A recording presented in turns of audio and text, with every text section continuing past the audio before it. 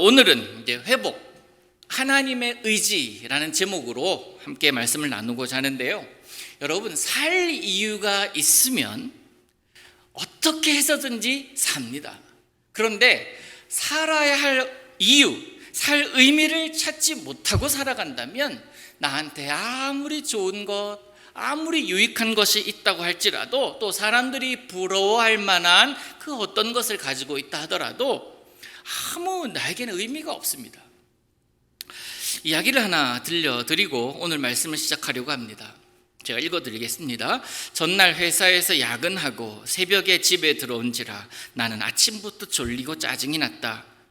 출근길 지하철에 올랐을 때 그날따라 사람은 왜 또 그리 많은지 손잡이를 잡고 서지 않아도 될 정도였다. 이리 치고 저리 치이며 혼잡함에 익숙해질 무렵 드디어 환승역에 닿았고 많은 사람들이 우르르 내렸다. 나는 운 좋게 자리에 앉을 수 있었고 의자에 앉자마자 졸음 때문에 고개는 자꾸 바닥을 향했다. 꾸벅꾸벅 졸은 채로 세 정거장쯤 지났을까 어떤 아저씨의 외침이 어찌나 컸던지 내 잠을 단숨에 빼앗아갔다. 여러분, 잠깐만 제 말을 들어주십시오. 세수를 며칠이나 못했는지 단정하지 못한 모습의 한 아저씨가 통로 중앙에 서서 외치는 것이었다. 그 때문에 나처럼 잠에서 깨어나 짜증난 얼굴, 호기심에 가득 찬 얼굴 등 각양각색의 시선이 모아졌다. 아저씨의 말은 계속 이어졌다. 제겐 4살짜리 딸아이가 있습니다. 그런데 이 아이는 대학병원 중환자실에 누워 있습니다. 언제 죽을지 모를 불치병을 앓고 있습니다. 그 남자가 거기까지 말하자 승객들은 또 거짓말하는 사람이구나, 얼마나 돈이 아쉬웠으면 딸까지 저렇게 내다 팔면서 저럴까 하는 표정이었다. 나도 같은 생각이었다. 더 이상 들을 필요 없겠다 싶어 나는 다시 잠을 청했고 대부분의 승객들도 무관심한 표정을 지었다. 그런데 저는 이전에 어느 책에선가 많은 사람이 함께 기도해주면 어려운 일도 이루어진다는 구절을 읽었습니다. 그래서 저는 제 딸을 위해 기도해달라고 부탁하고 다니는 중입니다. 지하철에 타고 계신 여러분들도 부디 제 딸이 살아날 수 있도록 기도해 주시면 감사하겠습니다. 제 딸 이름은 송이입니다. 그러더니 그는 정중하게 고개 숙여 인사한 후에 다음 칸으로 건너가는 게 아닌가. 그때 승객들은 하나둘 조용히 눈을 감는 것을 보았다. 딸을 살리기 위한 마지막 희망, 그 희망은 사람들이 해주는 기도라고 생각한 아버지로서 할 수 있는 최선의 행위를 하는 행위. 부끄러움도 당하고 오해도 당하고 때로는 비난까지도 감수하고서라도 그 희망 붙들고 표현하고 있는 이 아버지의 모습을 이게 적어놓은 글입니다. 오늘 본문은요, 나라를 잃은 이스라엘 백성에 대한 하나님의 회복의 말씀입니다. 하나님께서 회복하시겠다라는 의지를 강력하게 보여주고 계십니다. 지금 이스라엘 상태가 어떻습니까? 긴 포로 생활의 괴로움으로 더 이상 희망을 이야기하지 못하는 상태. 이 포로 생활이 익숙해져가는 상태. 즉 회복에 대한 기대감, 새로운 삶에 대한 기대감이 점점 사라져 간 상태입니다. 좌절감과 무력감 등에 사로잡혀 있습니다. 그 스스로 무언가를 해보려고 하는 그런 의지라고는 보이지 않는 상황에 놓여 있습니다. 그런 그들을 하나님께서 어떻게 부르고 계십니까? 그런 그들, 너희들은 정말 이런 모습이구나 라고 하나님께서 말씀하고 계시는데 1절 앞부분을 보시면 잉태하지 못하며 출산하지 못한 자, 산고를 겪지 못한 자, 홀로 된 여인, 이런 단어들을 하나님께서 쓰고 계십니다. 잉태하지 못하니 당연히 출산할 수가 없고, 출산의 기회가 없으니 당연히 산고를 겪지 못하는 것 아닙니까? 또한 사회적으로 약자일 수밖에 없는 홀로 된 여인, 그렇게 연쇄적인 문제의 고리 속에서 이스라엘 백성들이 놓여 있음을 하나님 말씀하고 계시는 것입니다. 단지 이 하나의 문제가 아니라 우리 이렇게 얘기하죠. 총체적 난국이다 라고 표현하잖아요. 희망 없이 살아가는 불쌍한 사람들입니다. 우리 하나님은 이런 상황 속에 있는 이들을 잊지 않으시고 그들에게 다가가셔서 말씀하십니다. 너희는 내 백성이니 내가 일으키겠다. 그들은 하나님의 백성이니 하나님께서 일으키실 그런 경험, 그것을 직접 볼 기회가 그들에게 주어진 것입니다. 그러면서 하나님께서 의지를 가지고 그들을 부르시고 그들에게 선포하십니다. 오늘 우리가 읽은 본문이 바로 그 하나님의 의지를 강력하게 보여주시는 그런 본문입니다. 그 의지가 명령형으로 표현되어 있습니다. 무엇이냐면 1절 가운데쯤 보면 뭐라고 하냐면 너는 외쳐 노래할지어다 라고 이야기합니다. 너는 외쳐 노래할지어다. 노래할 일이 없고 웃을 일이 없는 상황에서 웃어라, 노래해라, 그렇게 말씀하시는 거 어떻게 보면 굉장히 잔인한 이야기이지만, 그럼에도 하나님은 노래할지어다 라고 말씀하신다면 우리에게 반드시 노래할 만한 이유를 주시겠다라는 그 의미가 담겨 있지 않습니까? 노래할지어다, 이 선포는요, 큰 수술을 앞두고 있는 환자에게 단순히 일회용 밴드 붙여주고 나을 거야 라고 말하는 소위 플라시보 효과를 주는 것이 결코 아닙니다. 노래할 일이 없는 세상 속에서 노래할 일을 주겠다라는 하나님의 의지입니다. 사랑하는 여러분, 이 말씀을 여러분의 것으로 받아들이시기를 원합니다.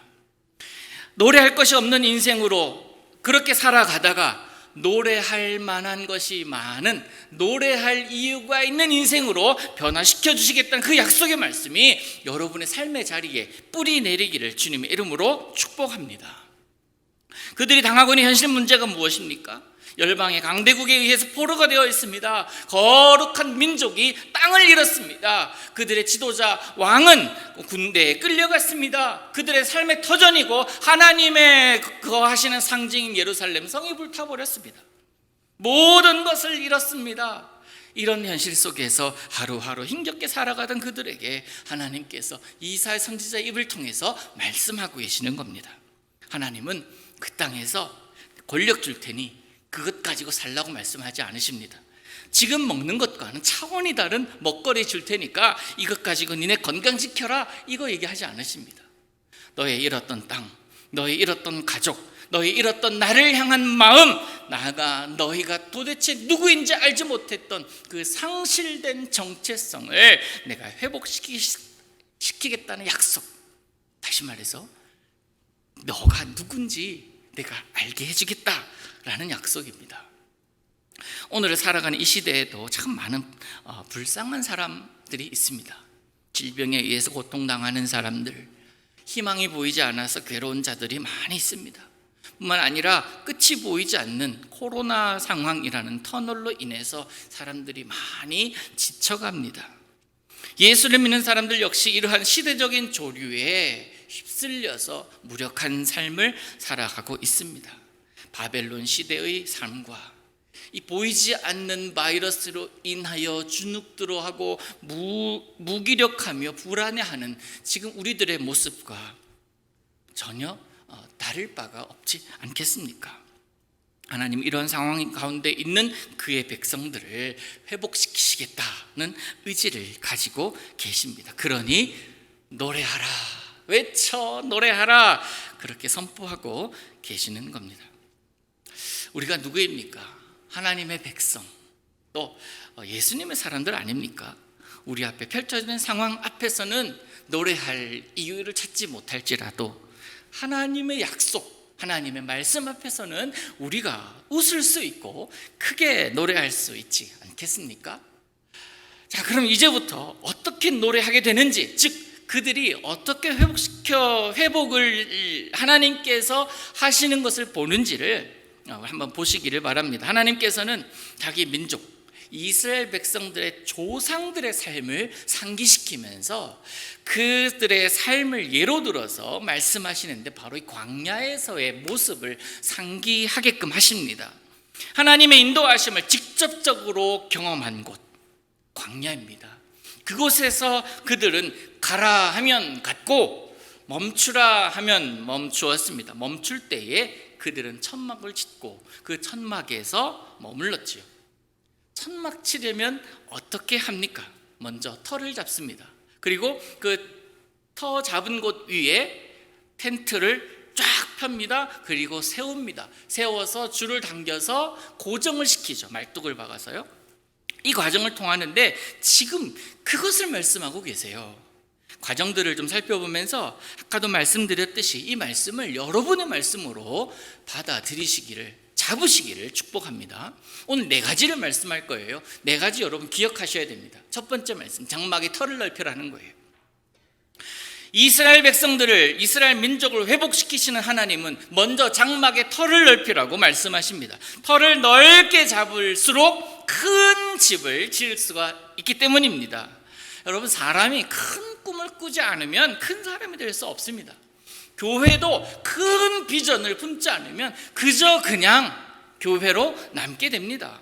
사업을 하는 자는요, 큰 꿈을 꾸고 사업을 시작합니다. 성공을 품고 사업해야 됩니다. 너무나 당연한 공식 아닙니까? 그래서 장막의 털을 넓히라고 말씀하고 계시는 거예요. 벼룩 아시죠? 여러분, 제가 일전에 말씀드린 적이 있는데, 여러분, 벼룩은요 자기 몸에 400배를 점프할 수 있는 능력이 있다고 말씀드렸잖아요. 어떤 사람이 실험을 합니다. 과연 이 벼룩을 병 속에 넣고 뚜껑을 닫았을 때도 얼마만큼 뛰는가, 그것을 실험을 하고 있는데 벼룩은 계속 뛰는데 자꾸 뚜껑에 부딪히는 거예요. 그래서 아픕니다. 그러다가 가만히 보니까 이 벼룩이 뚜껑이 계속 부딪히니까 부딪히지 않을 만큼만 뛰는 거예요. 벼룩도 뇌가 있나 봅니다. 아프니까 안 뛰는 거예요. 그 정도만 뛰는 겁니다. 그런데 재밌는 것은 지금부터 뚜껑을 열었어요. 뚜껑을 여는 벼룩은 이제 튀어나가야 되는 거 아닙니까? 그런데 그만큼만 계속 뛰더라는 거예요. 뚜껑이 없음에도 불구하고 그냥 그만큼만 뛰더라는 겁니다. 원래의 능력을 잊어버린 채 나는 요 정도야 라고 생각하는 그런 벼룩의 모습을 이 실험자가 보았다라는 겁니다. 이 벼룩 같은 모습으로 살아가고 있는 이스라엘 백성들, 그들에게 하나님은 명령하십니다. 장막의 털을 넓혀라. 하나님의 말씀, 그 말씀을 믿고 우리가 할 수 있는 것은 뭡니까? 넓힐 수 있는 만큼 넓혀야 됩니다. 우리가 넓혀 놓으면 하나님께서 우리를 통해서 이루십니다. 400배 이상을 뛸 수 있음에도 불구하고 더 이상 뛰지 못하는 그 벼룩, 우리는 정말 어리석다, 이 바보야 라고 얘기도 할 수 있겠습니다만, 문제는 그 벼룩의 모습이 내 모습이 될 수 있다는 거예요. 내 현실로 인해서, 내 상황으로 인해서, 내가 살아가는 이 환경으로 인하여 요만큼만 하면 좋겠다, 그것이 내 인간적인 생각이 나를 지배할 수 있다는 것입니다. 우리는 벼룩이 아닙니다. 우리 아버지가 누구십니까? 하나님이십니다. 무한하신 하나님이십니다. 그 하나님께서 말씀하십니다. 내 장막터를 넓혀라. 두 번째는 휘장을 아끼지 말고 널리 펴라 라고 말씀합니다. 본래 텐트는 넓습니다. 큽니다. 그런데 그것을 똘똘똘똘 말아놓은 거 아닙니까? 그래서 작게 보이기도 하고 두세 사람이 들고 업고 이렇게 지고 가기도 하는 것 아닙니까? 우리 삶도 그렇다라는 거예요. 너희 모습도 그렇다라는 겁니다. 이것 활짝 펴보라는 거예요. 보이는 것이 결코 전부가 아님을 보게 됩니다. 최근 계속해서 우리가 새벽기도 때 고린도전서를 보고 있잖아요. 12장부터 이제 14장까지 주제가 하나님께 주신 은사, 하나님께서 우리에게 주신 은사를 이야기를 하고 있는데, 하나님께서 우리 모두에게 은사를 주셨습니다. 그것을 주신 이유가 무엇입니까? 공동체의 덕을 세우기 위함, 교회의 덕을 세우기 위함 아닙니까? 우리 모두에게는 각자에게 주신 은사가 있습니다. 우리 교회가 100명의 교우라면 100가지 이상의 은사를 통해서 얼마나 하나님을 영화롭게 하며 우리 교회가 주 안에서 즐거워하며 행복할 수 있겠습니까? 반면에 그 은사를 활용하지 못한다면 얼마나 안타깝습니까? 우리에게는 하나님께서 이미 주신 은사가 있습니다. 마찬가지로 우리에게는, 우리 각자에게는, 우리 교회에는, 우리 가정에는, 여러분의 직장 가운데는요, 내가 보지 못하고 상상하지 못한 영적인 휘장이 있다라는 거예요. 그 휘장을 넓게 펴라. 어떻게 하지 말고, 아끼지 말고, 그 휘장 아끼지 말고 넓게 펴라고 말씀하고 계시는 겁니다. 광고 카피 중에 이런 카피가 있어요. 아무 일도 하지 않으면 아무 일도 일어나지 않아. 너무 당연한 이야기입니다. 그런데 그 광고 카피가 얼마나 많은 사람들에게 그 입에서 회자가 되는지 너무나 당연한 말이에요. 아무 일도 일어나지 않는 것을 보니까 아무 일도 하지 않는 거예요. 그런데 영적 일에서는 좀 다릅니다. 사탄은요, 아무 일도 하지 않는 믿음의 사람들에게는 아무 일도 일어나지 않게 하는 것이 아니라 계속 도태되게 만든다라는 거예요. 이 영적 원리입니다. 사망으로 몰아갑니다. 처절한 실패로 몰아갑니다. 그래서 좌절하게 만들고 어둠으로 사로잡으려 합니다. 그래서 여러분, 예수 믿는 자들은 날마다 새롭게, 날마다 한 걸음씩 주님 앞으로 나아가야 하는 그런 모습으로 살아가야 합니다. 하나님의 영광을 위하여 우리는 우리에게 주어진 은사로 무언가를 할 때에 우리를 통해서 하나님이 일하시는 것을 경험하게 될 것이고, 그럴 때 더욱더 한 걸음 한 걸음 주님 앞으로 나아가게 되는 것입니다. 실패건 성공이건 경험하려면 무언가는 해야 해요. 그래서 하나님은 이스라엘 백성들에게 지금 너 그렇게 주눅들어 있지 말고, 지금 힘들어하지 말고, 이렇게 아무것도 소망 없는 사람처럼 그렇게 앉아있지 말고 내 휘장을 아끼지 말고 널리 펴라고 그렇게 말씀하고 계시는 겁니다. 세 번째, 내 줄을 길게 하라. 첫 번째 뭐였습니까? 장막터를 넓혀라. 두 번째, 휘장을 아끼지 말고 널리 펴라. 세 번째, 내 줄을 길게 하라. 지금 제가 만들어낸 말이 아니라 오늘 본문 2절에 다 나와 있죠. 그것을 지금 제가 해석을 하고 있는 겁니다. 내 줄을 길게 하라. 여러분, 쉽게 생각하면 여러분 그 가정 가운데 바느질을 하기 위한 실타래가 있을 겁니다. 그 실이 얼마나 되는지, 그 길이가 얼마나 되는지 여러분 아십니까? 거의 모르실 거예요. 우리는 잘 몰라도, 그런데 그것을 만든 회사는 알겠죠. 맞아요. 우리 인생 만드신 하나님은 우리 인생의 줄의 길이를 아시는 분이고 그 줄의 용도를 아시는 분이십니다. 오직 하나님만이 아십니다. 나는 몰라요. 내 인생이라 해도 나는 몰라요. 그런데 내가 내 인생의 주인이다라고 착각하는 사람들이 얼마나 많습니까? 참 어리석은 생각입니다. 내 몸은 내가 잘 안다? 엄청난 착각이에요. 그렇다면 왜 불의의 사고를 당하고, 왜 미리 나를 죽이는 암세포나 이 질병의 세포들을 막지를 못합니까? 왜 코로나 바이러스에 걸리기도 하고, 왜 그 바이러스를 피하지 못한 채 그렇게 살아갑니까? 인간은 그만큼 무지한 거예요. 아는 것이 많은 것 같으나 아는 것 하나도 없는 자. 그래서 오죽했으면 내가 아는 것이 없음을 아는 것이 참다운 아는 것이다 라고 이야기를 하지 않겠습니까? 이미 우리들의 삶의 실타래에는요, 무한한 실이 감겨 있습니다. 우리가 눈으로 보이는 그 실타래는 한계가 있지만, 그러나 우리 삶의 실타래에는 한계 없는 줄이 감겨 있습니다. 사람이 감을 수 있는 실에는 한계가 있어요. 그런데 하나님의 실타래는 한계가 없는 줄로 믿습니다. 이때껏 하나님의 은혜로 그 실을 풀어왔고 우리는 앞으로도 풀어갈 것입니다. 그래서 여러분, 최대한 길게 풀어나가십시오. 넓은 터의 자리를 잡아 세울 천막을 튼튼히 하기 위해서는 실타래 감겨있는 실을 아껴서는 안 됩니다. 풀고 또 풀어도 끝없이 나오는 실, 길게 하고 또 길게 해도 계속 끝없이 풀어나오는 그 실, 여러분 누가 떠오릅니까? 예수 그리스도. 우리 예수님 떠오르지 않습니까? 우리 예수님께서 보여주셨거든요. 오병이어의 기적을 통해서 모인 사람들을 먹여도 멈추지를 않습니다. 배불리 먹고 남은 것들을 광주리에 담았더니 몇 개예요? 12개나 남았다라고 이야기를 합니다.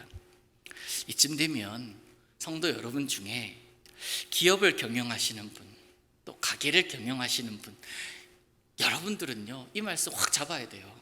이거 확 붙잡아야 됩니다. 어려운 상황 가운데서도 하나님이 풀게 하시면 풀리는 거예요. 하나님이 형통케 하시면 형통케 되는 겁니다. 이거 내 말씀으로 붙잡아야 됩니다. 여러분, 우리 회사 이 정도면 됩니다. 우리 가게 이 정도면 좀 만족합니다, 이런 말이 아니라 주님의 크고 광대하심을 나타내기 위하여 이 가게를 사용하여 주옵소서.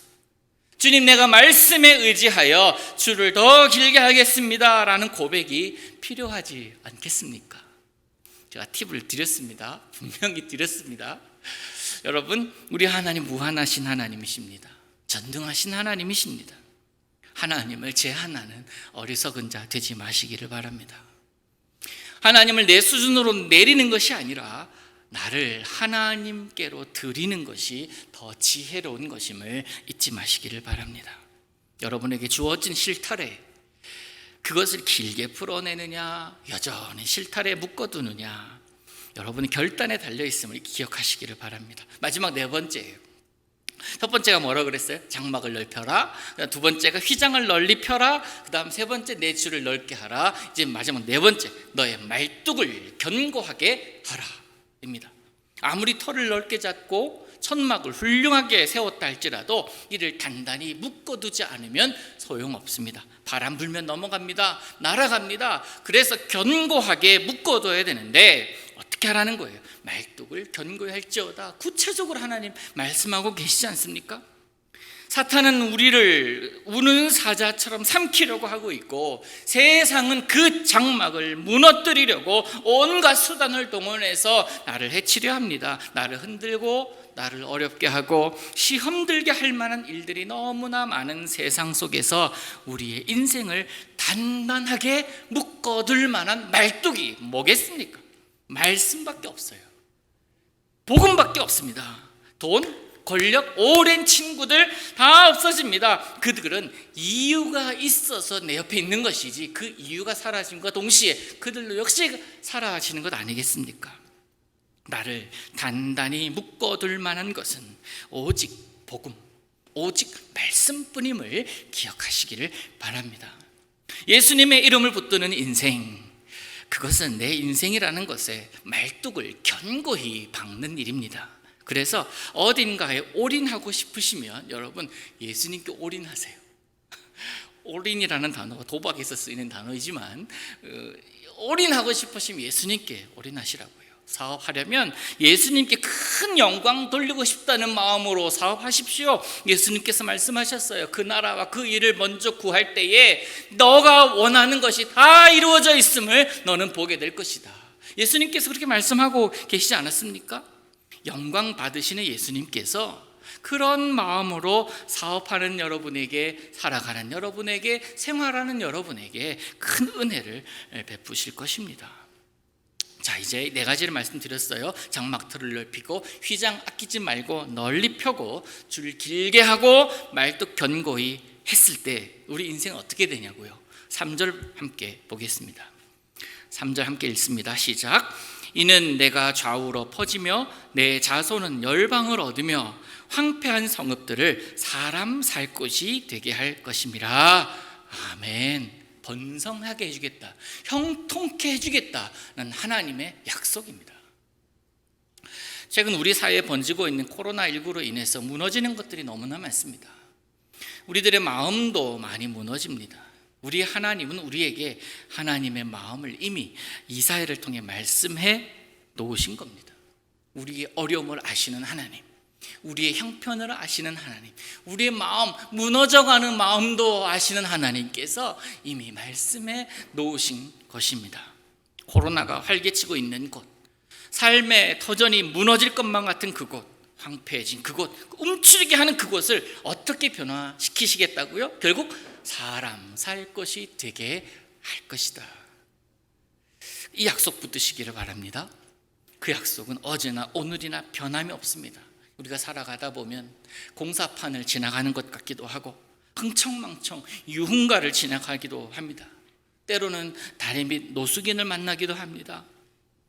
내 손 다 부르트면서 힘겹게 산으로 올라갔는데 남들은 케이블카 타고 올라가면서 즐기면서 살아가는 것 같이 느껴질 때도 있습니다. 그렇게 하루하루 걸어온 여러분의 인생을 통해서 하나님은 여러분이 서신 그곳을 사람 살만한 곳 되게 하겠다 약속하시는 것입니다. 이스라엘의 하나님은 지금도 살아계십니다. 힘들다고 풀주고 있고 어깨에 늘어뜨리지 말고 그 약속, 영원토록 변하지 않는 그 약속 붙들면서 사시기를 축복합니다. 미국의 보스턴의 한 지하 병동에 어린 소녀 하나가 격리 수용되어 있었습니다. 소녀는 마음의 어둠 때문에 심한 정신병을 앓고 있어서 사람들이 다가오면 괴성을 지릅니다. 심지어 부모님조차도 알아보지 못하고 사납게 독서를 퍼붓습니다. 의사들은 그 소녀를 고치기 위해서 온갖 노력을 기울였지만 어떤 방법도 안 되는 거예요. 그래서 회복 불가능이라는 판정을 내렸다고 합니다. 부모도 더 이상 아이를 찾지 않습니다. 그 누구도 소녀에게 관심을 가지지 않습니다. 점점 소녀의 마음은 황폐해져 가고 행동은 거칠어져 갔습니다. 이 소녀 과연 회복 불가능이었을까요? 은퇴한 노 간호사 한 분이 이 소녀의 소식을 들었습니다. 이 소녀에게 다가갑니다. 처음에 그도 봉변을 당하기도 하고 어려움을 당하기도 했습니다. 그런데 꾸준히 그 소녀를 찾아갔고 그 소녀에게 예수님을 전하기 시작합니다. 부모조차 포기한 아이였지만 이 노 간호사는 1년 이상 꾸준히 매일매일 찾아와서 그의 손을 잡아주고 손을 잡고 예수님의 사랑을 이야기했습니다. 그러자 소녀의 마음에 변화가 찾아옵니다. 마음속에 어두움이 걷히기 시작하는 거예요. 그러면서 노 간호사 오기를 기다리기 시작하는 겁니다. 그가 전한 예수님, 그가 전한 사랑의 복음이 그 마음을 움직였고 그 소녀를 고친 것입니다. 완전히 치료가 됐어요. 완전히 치료가 되어서 지하병동에 격리 수용되어 있는 그 소녀를 바깥으로 끌어 올렸는데도 불구하고 전혀 그 모습과는 다른 모습으로 살기 시작하는 겁니다. 회복 불가능이라는 진단 결과에서 회복됨으로 바뀌었습니다. 완전히 회복된 소녀는 퇴원했어요. 자신과 같은 정신질환으로 고통받는 사람들을 위해서 헌신하기로 결단합니다. 그리고 그 결단을 몸으로 옮깁니다. 이 소녀가 바로 헬렌 켈러를 세상의 빛으로 이끈 앤 설리반 선생님이라는 거예요. 말씀의 결론입니다. 이스라엘을 향한 하나님의 회복 의지는 분명하고 명확했습니다. 하나님의 회복 의지는 정확합니다. 이제 이스라엘이 반응할 때입니다. 사랑하는 성도 여러분, 여러분 모두가 또 우리 모두가 이 어려운 시절을 지나가고 있습니다. 이 어려운 시절임에도 불구하고 여러분들은 잘 버티고 계십니다. 믿음 잃지 않고 잘 하고 계십니다. 여러분 조금만 더 힘내시기를 바랍니다. 홍해 앞에 선 이스라엘 백성들에게 하나님은 이스라엘 백성들이 말씀하신 것이 있습니다. 뭐라고 말씀하시냐면 출애굽기 14장에 13절에 보면 이런 말씀이 있습니다. 두려워하지 말고 가만히 서서 여호와께서 행하시는 구원을 보라. 홍해 앞에서 뒤로 물러나지도 말고 앞으로 나가지도 마라. 너희가 해야 할 것은 가만히 서서 하나님 바라보고 하나님이 행하시는 것을 보라는 거예요. 이를 통해서 이스라엘 백성들은 하나님의 살아계심을 보았습니다. 온 민족이 보았습니다. 온 민족이 경험하였습니다. 사랑하는 성도 여러분, 우리가 지나가고 있는 이 코로나라는 상황을 통해서 우리는 보아야 할 것을 보아야 합니다. 또한 경험해야 할 것을 경험해야 합니다. 그러면서 결국 우리는 살아계신 하나님의 역사하심을 보게 될 것입니다. 하나님 우리를 통해서 하나님의 살아계심을 나타내 보이실 것입니다. 우리 모두가 그렇게 하나님의 살아계심을 나타내는 거룩한 통로로 살아가기를 원합니다. 살아계셔서 역사하시며 그 회복의 의지를 보이시고 그 의지를 이루시는 하나님을 직접 경험하면서 살아가시기를 우리 예수님의 이름으로 축원합니다. 사랑의 하나님 아버지, 우리는 하나님을 믿습니다.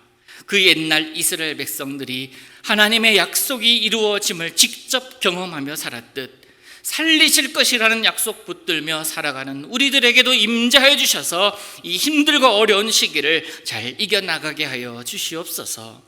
우리 있는 곳이 하나님의 뜻과 하나님의 계획에 순종했더니 사람 살 곳 되게 하여 주시고, 그리하여서 오히려 내가 힘들어하는 자들 외면하지 않게 하시며 지쳐 있는 자들 주의 권능으로 일으켜낼 수 있는 거룩한 통로로 살게 하여 주시옵소서.